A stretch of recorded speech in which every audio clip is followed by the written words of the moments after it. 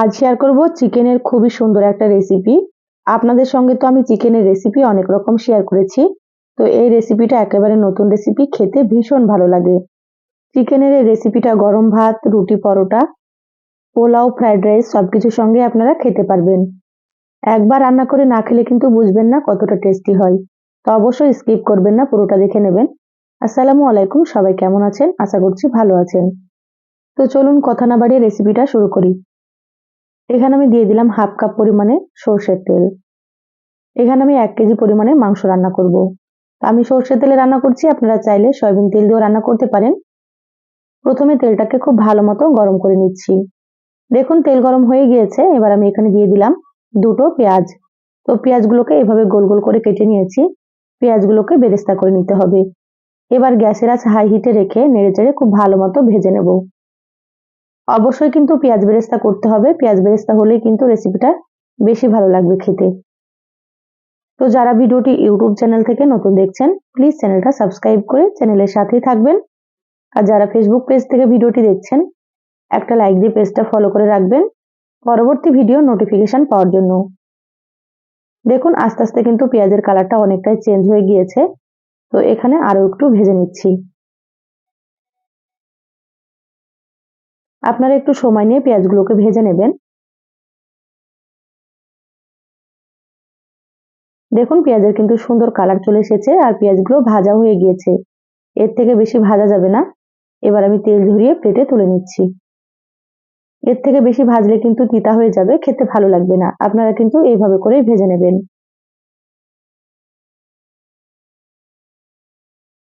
পেঁয়াজগুলো আমি তুলে নিয়েছি, তারপরে গ্যাসটা বন্ধ করে দিলাম।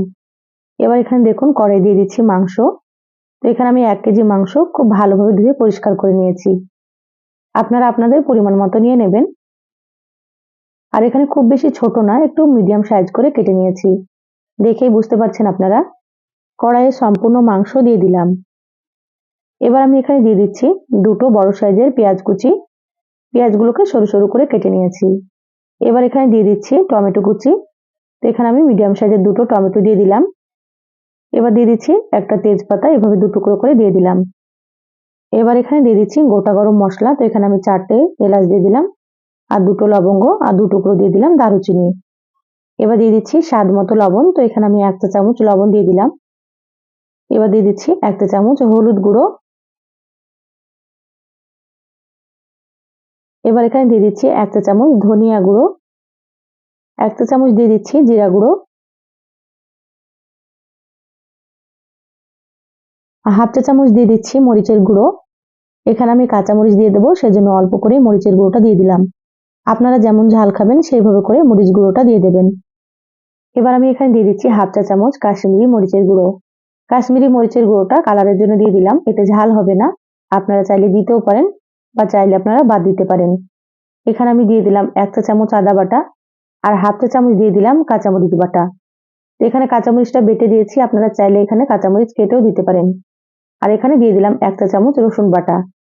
এবার সবগুলোকে হাত দিয়ে খুব ভালোভাবে চটকে মেখে নেব। আর অবশ্যই কিন্তু আপনারা পেঁয়াজ বেরেস্তা করার পরে গ্যাসটা বন্ধ করে দিয়ে এইভাবে সবকিছু দিয়ে খুব ভালো মতো চটকে মেখে নেবেন।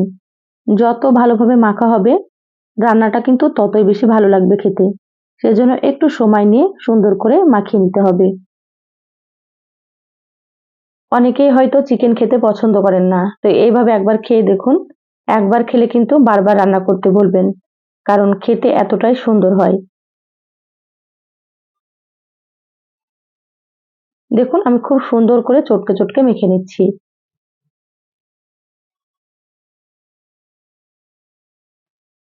দেখুন খুব ভালোভাবে মেখে নিয়েছি, মাখা হয়ে গিয়েছে। এবার আমি এখানে সামান্য একটু পানি দিয়ে দিচ্ছি, খুব বেশি না, একেবারে সামান্য পরিমাণে পানি দিতে হবে। আমি এখানে হাফ কাপের থেকেও কম পানি দিয়ে দিলাম। এবার আমি গ্যাসটা অন করে দিচ্ছি। ঢাকা দিয়ে রান্না করে নেব 6 থেকে 7 মিনিট। তারপরে আপনাদেরকে আমি দেখাচ্ছি। এ পর্যায়ে কিন্তু গ্যাসের আঁচটা হাই হিটে রাখতে হবে। দেখুন হাই হিটে রেখে 7 মিনিট মতো রান্না করে নিয়েছি। আর চিকেন থেকে দেখুন কতটা পরিমাণে পানি ছেড়েছে। খুব ভালোভাবে আবারও একটু নেড়েচেড়ে নিতে হবে। আর এই পানি দিয়ে কিন্তু চিকেন খুব ভালো মতো সুন্দর করে কষিয়ে নিতে হবে। দেখুন নেড়েচেড়ে নিলাম, আবারও ঢাকা দিয়ে দিচ্ছি। পানিটা যতক্ষণ না শুকনো হচ্ছে ততক্ষণ কিন্তু গ্যাসের আঁচ হাই হিটে রাখতে হবে। গ্যাসের আঁচ হাই হিটে রেখে পানিটাকে শুকনো করে নিতে হবে আর চিকেনগুলো খুব ভালো মতো কষিয়ে নিতে হবে।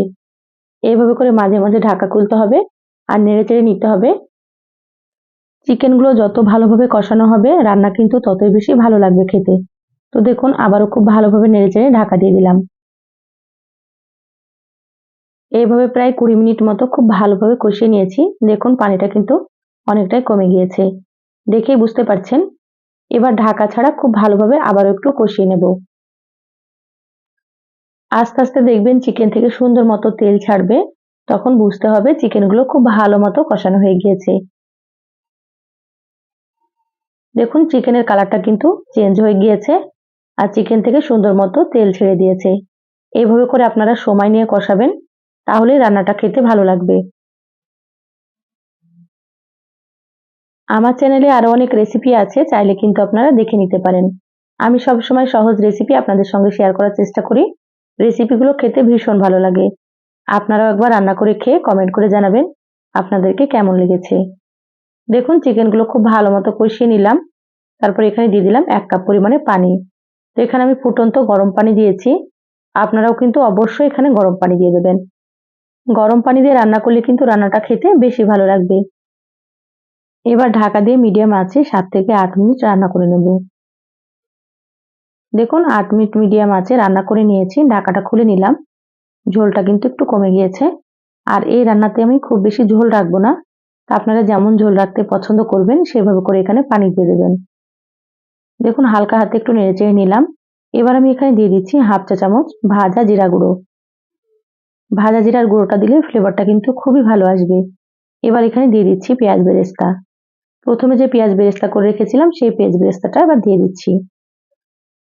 পেঁয়াজ বেরেস্তাটা কিন্তু রান্নার শেষে দিতে হবে, তাহলেই খেতে অনেক বেশি টেস্ট হবে। এবার আমি এখানে দিয়ে দিচ্ছি বেশ কিছুটা ধনিয়া পাতা কুচি।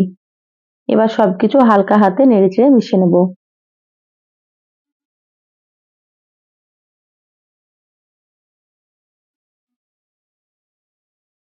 দেখুন সবকিছু খুব ভালোভাবে নেড়েচেড়ে মিশিয়ে নিয়েছি, রান্না হয়ে গিয়েছে। গ্যাস বন্ধ করে দিচ্ছি। ঢাকা দিয়ে 5 থেকে 6 মিনিট রাখবো, তারপরে দেখাচ্ছি। দেখুন 6 মিনিট পর বলে ঢেলে নিয়েছি। মাশাআল্লাহ কতটা সুন্দর হয়েছে, আপনারা হয়তো দেখেই বুঝতে পারছেন। দেখতে যতটা সুন্দর হয়েছে খেতেও কিন্তু ভীষণ টেস্ট হয়। আমার রেসিপি ফলো করে একবার আপনারা সেহরিতে রান্না করে খেয়ে দেখবেন, 1 প্লেট ভাত কিন্তু নিমেষেই শেষ হয়ে যাবে। এই সহজ রেসিপিটা আপনাদেরকে কেমন লাগলো চ্যানেলের কমেন্ট বক্সে কমেন্ট করে জানাবেন।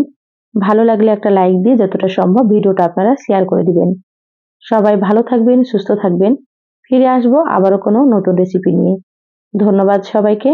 আল্লাহ হাফেজ।